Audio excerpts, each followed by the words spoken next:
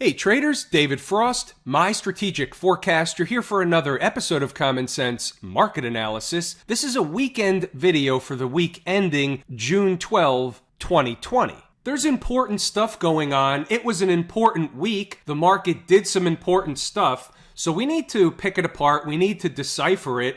We had obviously a change in character, if you will, in the market.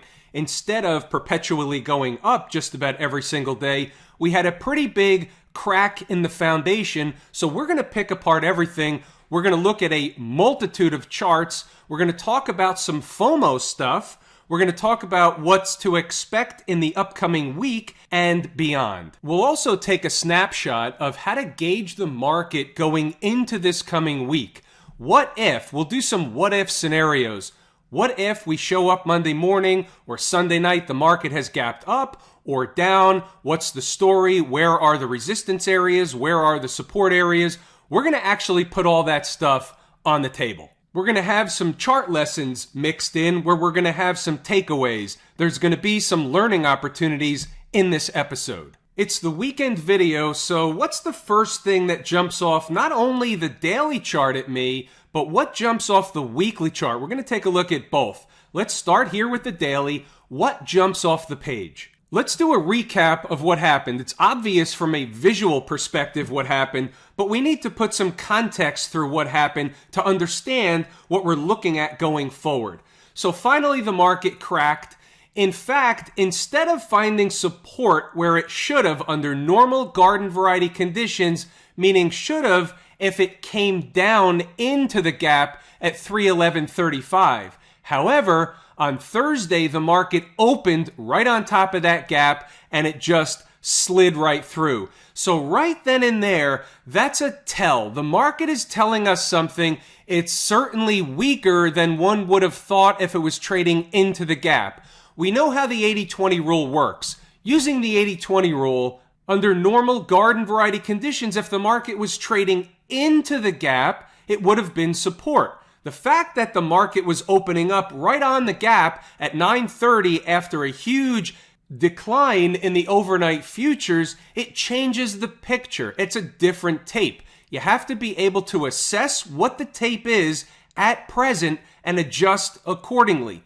This is a real-time, get-in-the-game type of business. Just to close out that recap, if you recall, it was last Friday's low was really what our focus was on for any bearish behavior that would ensue in the market.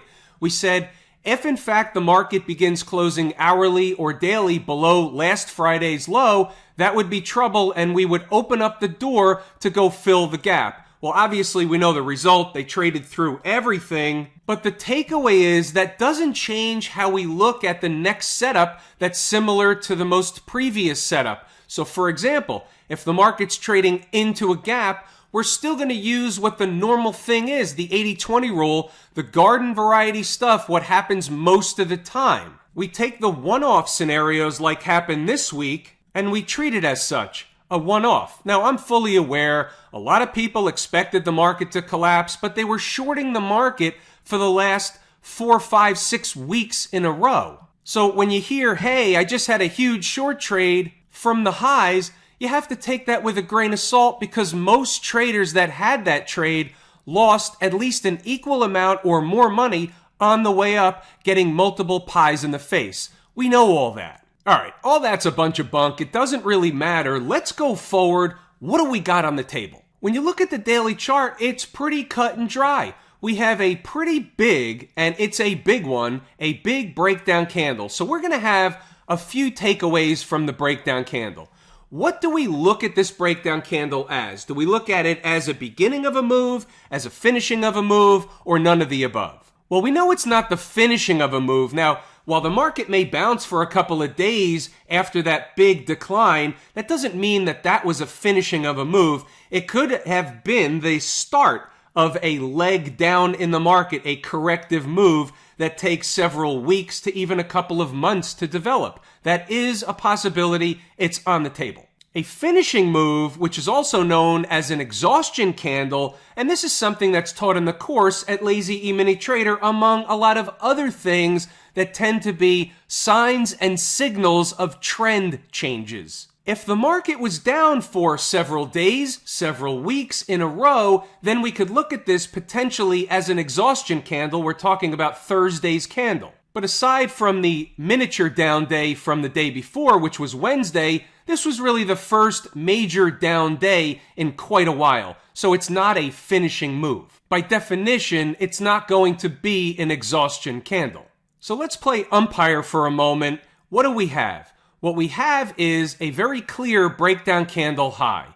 The high, we'll call it at 312. The actual number is 312.15. We're using 312 for rounding purposes. If the market were to A, open up above 312.15 on Monday, that's very bullish. If the market were to trade up to their Monday and close hourly above 312.15, that's also bullish. But under normal garden variety market conditions, let's put in perspective where that is in relation to where the market closed the day on Friday. So 312 against 304.21, which is the closing price from Friday. So just for argument's sake, that's 80 S&P handles. Is it possible that the market gaps up on Monday morning over 80 S&P handles in the northern direction? Anything is possible. It's just not probable. That being said, that is overhead resistance, 312.15. Now we have something to look at. 312.15 is a red line. We no longer need the other line, which was at the gap. It's not important anymore. This is now important. Couple of other things or ways that we look at that breakdown candle. So after they make one of those candles, after that, the market has a tendency in many cases to trade sideways to slightly higher in one of those bearish flaggish / bearish wedgish formations. Is that what Friday was? Is that day one of several days trading beneath the high of the breakdown candle? What that would be doing until and unless they get above the high, they're setting up for another leg lower. We've seen this happen. We've seen this develop, and we've seen this play out over and over and over again. So what we're doing is we're getting set up. We're pre-planning in case the market does not trade over 312.15 and close the day, even close hourly above that spot, then we know what the case is, unless the other scenario is we trade lower right out of the gate and they're trading below Friday's lows into early this week. That brings up another scenario. We start looking at the gap down below 295 and potentially lower. And in terms of the downside, closing or even opening the day and trading lower, closing hourly below Friday's low is an obvious chip shot down to the gap. And then as you see, there are moving averages below that. So in effect, there's no hard and fast reason why they would have to stop at the gap if that was taking place. It's an awareness. We don't know until Monday morning. Inside the numbers, members will have a beat on all that stuff. What about the weekly? There's a couple of things that we can certainly say about and decipher, learn from the weekly chart. First, let's focus on this breakdown candle, which is from the week of February 28th of this year. This was the one that the market essentially ran back up to run a test near the high of that breakdown candle. Now, if we recall, and it's okay to throw some salt in the wound, this trader was looking for a little bit higher of a price, a little bit more stingy, and therefore got caught not being short at or near the highs. Okay, it happens. I wore the schmuck shirt. But let's talk about what else we have on the board. This week, do we have a reversal of the prior week? Technicians will make a case either way. Technically, maybe it is, maybe it isn't. It doesn't really matter. We're talking concepts. We're talking visual. We don't really need to know if somebody wants to label it a reversal week or not. We're going to see what's happening with the market. If the market trades hard down, then that was a reversal week. If it trades sideways to up, it still may be a reversal week. We don't know yet, so it really doesn't matter what we label it. Doesn't make any difference.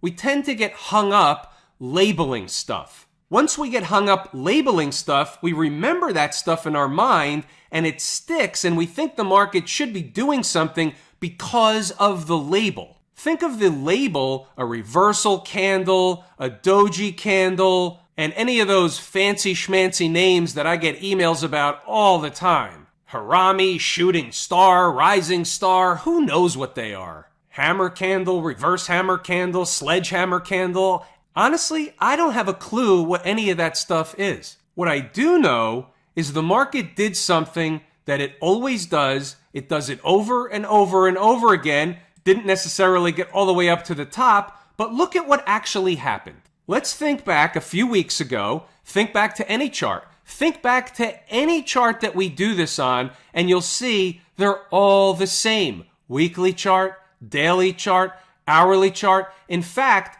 take note of what we're going to discuss here, and it's simple. We're discussing the fact that the market ran up to the top or near the top, toward the top of the breakdown candle, and what happened? It was rejected. Now keep that in mind for a second.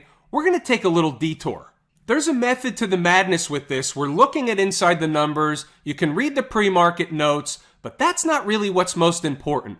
What's important is what comes next. And let's scroll up a little bit and find out real quick. The early morning thoughts were pretty extensive. We're giving or laying out a schematic before the opening bell. You've got to know both sides. You have to know the concept of what's going on. We have to have a storyline going into the day. Focus on this. They need to get above, this is over here, and start closing at least short-term candles above 30.75 in the ES contract, SPY 309. That should provide overhead resistance if reached early and in a straight shot. Sellers should be there waiting. What's that saying? That's saying it's overhead resistance, and that once the market reaches that destination, it will likely turn around and go back in the other direction. Now, at the time, we don't know how much, but we know that there should be, under normal garden variety conditions,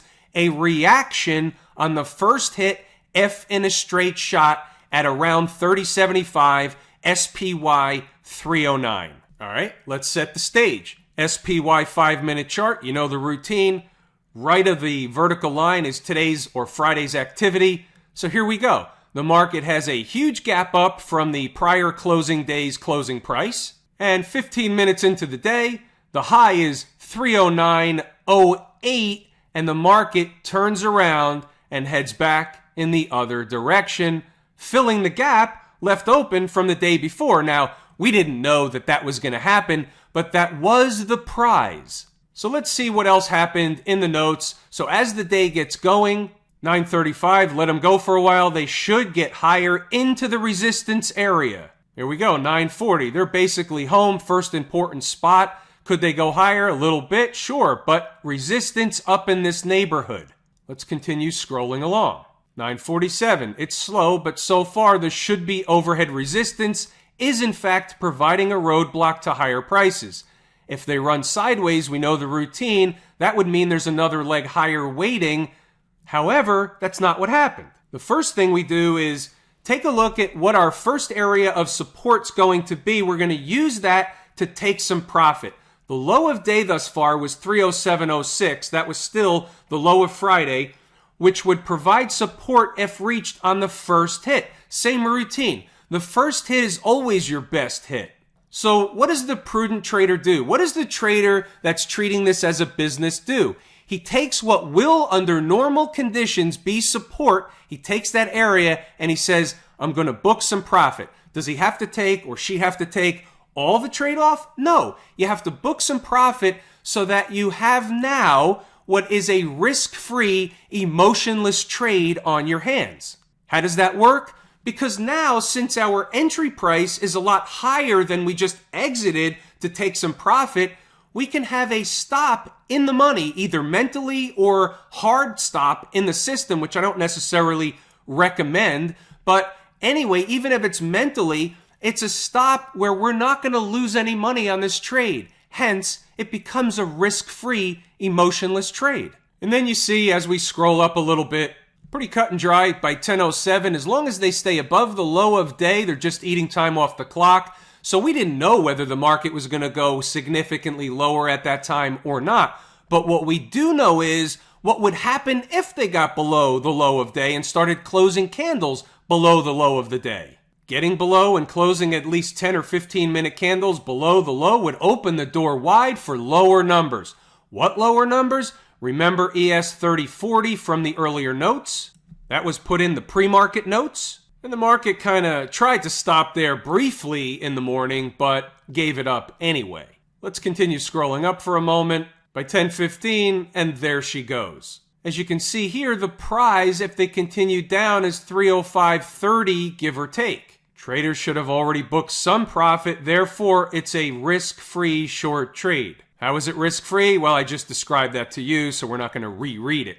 And anyway, that was pretty much it for me for the day. You can read the rest of the notes, pause the video, you can see what was going on. But after about 11:30 or so, that's it for me, 11:15. And why is that? Why do I pack it in early on Friday, even at 11:15? That's pretty early. It was a long week. It was a pretty good week. A lot of traders made a lot of money this week. That was a pretty darn good trade right out of the gate this morning. Nailed the high basically to the penny. It was a know when to fold 'em type of scenario. Nice trade early on a Friday after a good week. And this trader and many traders should take heed to this. You should pack it in. Don't try and make more money into a Friday afternoon, for example. Very choppy, very hard to trade on a Friday with light volume most of the time. Now, I didn't know whether it was going to be a wild Friday or not, but you know what? Sometimes you have to take what you get, be happy with it, move along. How about stocks on the move? We're going to take a look at these three. There were limited opportunities because the market was gapping up so big on Friday that it left stocks in float mode. So we had Lulu, OKE, which is I think the second time this week, and PVH. A lot of emails on PVH during the day. PVH. Let's go look at some charts. Let's start with OKE, 32.39. What was low of day? 32.41, missed by a couple of pennies. That happens. A little frustrating, but again, the takeaway is, look at the numbers. After a while, you have to scratch your head and say, you gotta be kidding me.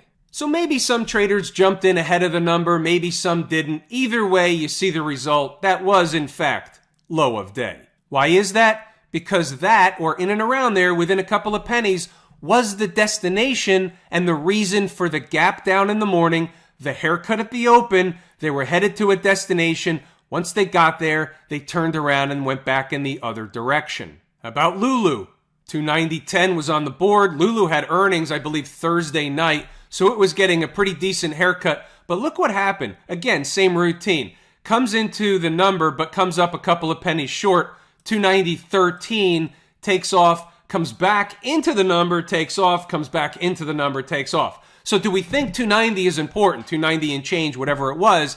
Yeah, it was. That was, in fact, the number. That was the destination. That's where they were going. Now the PVH. So here was one of those scenarios where it's half on the first entry target, half on the second entry target. The first entry target, the market only or PVH only stopped there for about 15 minutes, maybe 20 or 30, but gave up the ghost, went down to the second target. What was the low in this candle? 47.51. They didn't get to the second target till later in the day, but a lot of traders were getting frustrated with this trade. I know it's Friday. The clock is running out. You want to finish strong. You didn't take the short trade in the morning. You opted for PVH, and you're getting a shit burger. Here's what I'll say. On one hand, you can see the numbers worked in the end, right? At the end of the day, look what happened. It ran right back up to the second number, the first number, 49.80. But here's what I'll say. The stop is listed on the board first thing in the morning. If an hourly close below the stop happens, you stop out. If you're not comfortable with the trade and you don't want to wait until the hour closes or you don't want to wait at all, you stop out. Focus on this for a second. It's the 80-20 rule. 80% of the time these trades are going to work out. And that is a true number. It's actually more than that. But we'll use it for math purposes, for rounding purposes. Using the 80-20 rule, these are going to work out 8 out of 10 times. However, 2 out of 10 times, they're not going to work. So this could have been one of those two. It was one of those two for a lot of traders out there because they didn't want to wait. They cut and run. They took a loss. I get it. You're going to lose some trades. It is going to happen. You don't have to email me 400 times, what should I do, what should I do, what should I do? It would be nice if they all worked. if every single trade worked 100% of the time. It's not a reality, doesn't work that way. We're going to have to take some losses, but here's the deal. If you keep your losses to a minimum, and we're going to lose small and fast when we're going to lose because we know where we're wrong. So as soon as we're wrong, we're out. Is there going to be a big loss here and there once in a blue moon? Yeah, it's going to happen, but it just doesn't happen that much. It's manageable. You watch these videos, you see what goes on here day in, day out, how many winning trades there are. It's redonkulous. You just have to understand both sides. You have to be a realist. Let's get back to the S&P. So what do we have? We're back to the daily chart. We want to look at some intraday charts. We looked at the weekly. You saw the case for why there was going to be resistance up there. Now, let's take notice of where we are in the daily chart because now we're going to go to an hourly. And this is what we're dealing with on the hourly chart. Look how far away 312.15 is. Until and unless, and by the way, there's stuff in between. The market has to get through every single resistance point in between current price and 312.15 in order to get into that white space area, in order to fill that gap and do the complete repair job. Are they going to do a complete repair job? Let's go back to the daily. And a complete repair job would be really getting above the high, above 312.15. You would have to say the market did enough of a repair job to say, hey, this thing may not be done on the upside just yet. They had every excuse to kill the market and decided to go back the other way. So you would have to take notice of that. Wouldn't be a complete repair job until they fill the gap, but that would be a pretty good trick if they can get above and close a day this week above 312.15. What are the odds on that happening? If we use the same thing we always used, what is it under normal garden variety conditions? Are they going to do it or not? And the odds on that they're not going to do it anytime soon. Doesn't mean they won't. It's just normally what happens, the 80-20 rule, 80% of the time, this would be the beginning of another leg down in the market or a corrective leg down in the market. And the market would have a real difficult time closing a day above 312.15. Could they test it? Absolutely. Will they close above it on the first run? Probably not. Remember 309 from the morning trade? Well, look at here. 309, it's close enough. Here's a convergence of moving averages. Here's that breakdown candle. Here's the one that was rejected at first thing in the morning on Friday. The rest is history. If we come back up, is it the same trade as it was Friday morning? A, the answer is no. But B, there is going to be overhead resistance if coming from afar, not necessarily gapping and opening up there. That's one different story. But if the market opened here, for example, and traded up there during the day on Monday, you're going to have overhead resistance, but it's not the same as it was the first time. Let's take a different perspective for a moment. 120-minute chart, let's talk about a moving average or two. And by the way, while we're on that topic, let's quickly go back to the hourly chart. Here's the 200-period moving average, a spike of the 200-period moving average, in addition to, and this was Friday afternoon when I was nowhere to be found, but in addition to the big fat round number of 300, a spike through that, a moving average. Here's the problem, and this is what I would have said at the time anyway. The market was basically consolidating down here, and you don't know whether that's going to produce a big rally or not, and you certainly don't want to get caught with your pants down Friday afternoon leading into a weekend. But what about this 120-minute chart? Look how they're riding the 100-period moving average. Now, we can use this imagery as a guideline. It's pretty simply put. So they're riding the 100-period moving average. It's essentially a bear flag pattern in the making, right? So you have a big down move, and they're making some kind of a flaggish, wedgish pattern down around the 100-period moving average. They're beating on it, right? So they're either going to do one of two things. They're going to continue beating on it, and they're going to beat on it to the point of submission where the market's going to crack and go lower. Or this tail candle on the 120-minute chart means something. They're going to try and rally the market, and can they get above, what's the high here? 309.08 keeps coming up over and over and over again because that's the bogey on the upside. That's the one they have to get through in order to get to the 312.15, in order to get into no man's land, in order to fill the gap. It's one step at a time, one day at a time, one breakdown candle at a time, one break up low at a time. It's all the one thing at a time. And here's the interesting thing. When you think about time, and go back to the Lazy E-mini Trader course for this, time is more important than price. When I look at the 120-minute chart, I can't help but think in terms of time, what it's doing around the 120-period moving average. Now I know that on this chart, leading into Monday, the first half of Monday should probably be important. The market will likely either break down or try and rally up past that 309 area the first half of Monday. How can I say that? Time. Time is more important than price. What about Camp IWM? Let's start on the 120-minute chart because I think this is interesting. The IWM, what we've been saying over the last several days is that it's been leading the market down, leading the SPY down. It was in advance. It was in a different position, along with the transports, which we'll get to. It was in a different position than the SPY in relation to its own chart, but as compared to the other. Well, look what we have here. We just looked at the SPY 120-minute chart and the 100-period moving average and where it was. Now look at this one. Now they closed the day above it, but they spent all day below and the prior below the 100-period moving average. It's interesting to see one market in a similar position on the chart, but different, yet it's not the same. They're doing the same thing, but you can see where it's in a different position as compared to the SPY.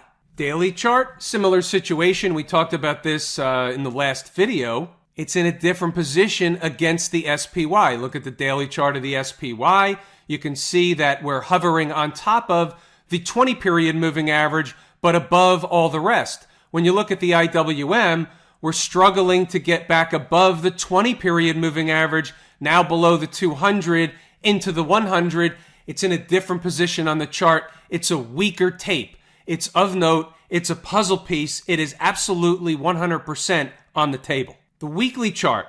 Now look where it couldn't get to.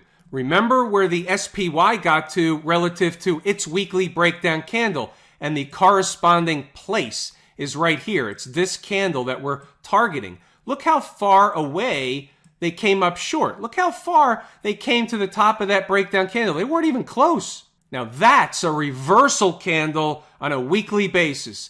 A reversal of the prior week. Why is that different? You painted the entire candle and closed below the low of the prior week.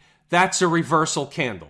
You see how the puzzle comes together? The more charts you look at, the IWM is my favorite market leading indicator. So you can see my antennas are up now. I'm looking through all the IWM charts and I see what's going on here. I see the obvious. Under normal garden variety market conditions, these charts are telling us that we're probably entering a corrective stage once again in the market. Doesn't mean every day is going to be down. Doesn't mean Monday's going to be down. It's the larger picture. We're looking at a weekly chart. So we're talking about the big picture, not an hourly chart, not Monday and Tuesday. It's the bigger picture. What about the folks down at the transportation department?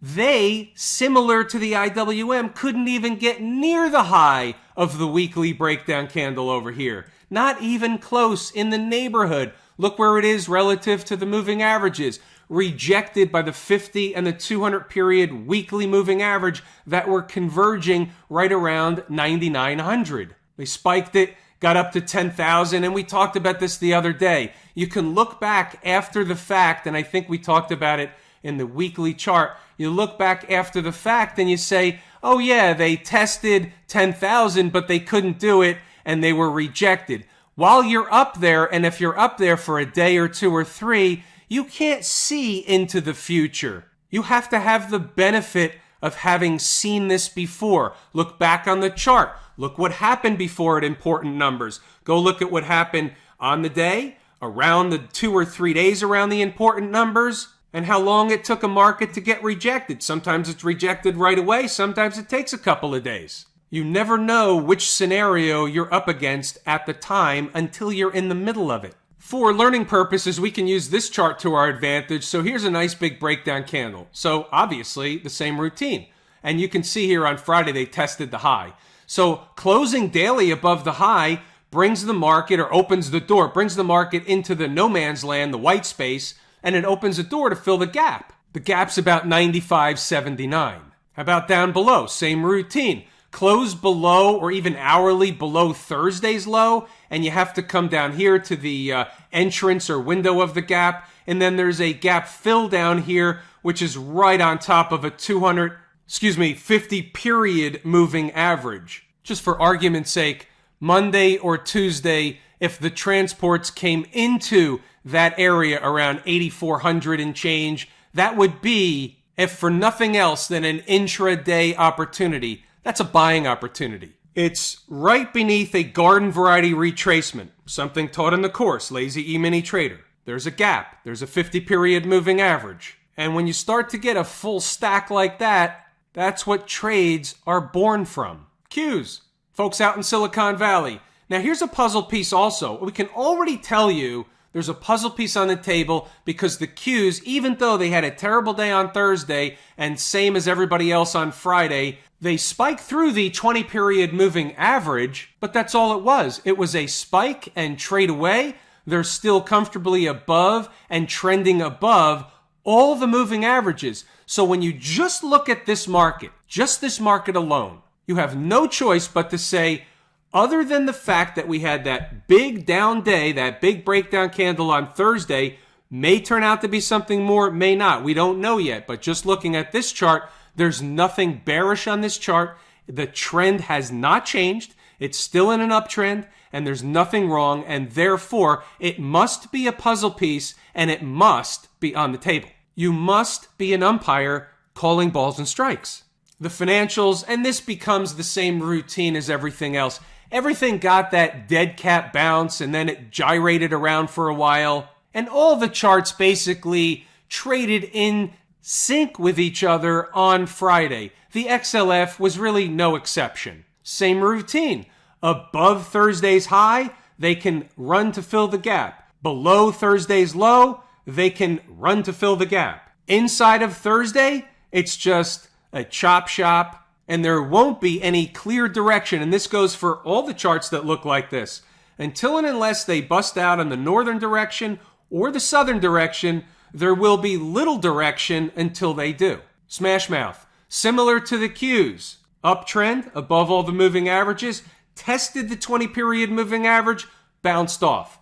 If they start getting below it, and this goes for the Qs as well, Monday, Tuesday, or anytime, then that changes the scope a little bit. But if they stay above and they start trading up north higher, it's a bullish market, it's a bullish tape, it is what it is. Don't fight these kind of markets. Don't fight the SMH on the way up. Don't fight the Qs on the way up. Until and unless you have a clear signal of a trend change, and I'm not saying we do or we don't, I'm just saying these aren't the type of markets that you want to step in front of. Look at how far and fast the Qs went up. They were perpetual. You had some tremendous up days as well as in the SMH. You want to pick on the weak stuff. It's very difficult to step in front of a freight train. Just look at this from this perspective. We're going to use the term rope-a-dope. What does that mean? Well, let's define rope-a-dope by using this chart.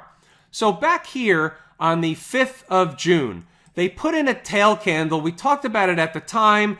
Will that be a tail candle to send the market lower or not? They could just go sideways. We don't know the day they put in the tail candle, but what we do know the day they put in the tail candle is that it's something we need to be watching. Then they proceed to have a retracement about halfway up the tail candle, and they have a pretty volatile day the following day. However, just a day and two later, you find the market right up in the same zone. So what's the prevailing wisdom when we see that is, well, they're just eating time off the clock. They're just going back and forth at highs on the chart. There's nothing telling us that they're going to pull the rug out the following day. They just pull the rug out the following day. If you got a postcard in the mail telling you that, or you had a guy that knew a guy, maybe it was 5 guys in a room. Either way, on this day, at that time, on the 10th of June, there was nothing wrong with this market. Have I told you how much I appreciate each and every one of you? Without you, these videos are not possible. True, accurate information.